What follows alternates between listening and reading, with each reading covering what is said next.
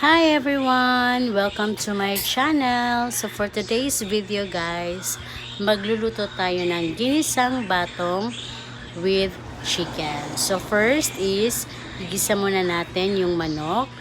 After natin igisa yung manok, mag-like and subscribe muna tayo sa ating video na to. So once nag-light brown na yung or light white na yung chicken, igisa na natin yung sibuyas at bawang.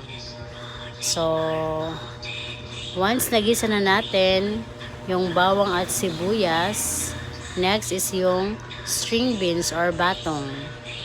So, once nagisa na natin yung string beans at batong, lagyan natin ng oyster sauce, magic sarap, salt, tsaka black pepper. So, after that, lagyan ng water and let it simmer and then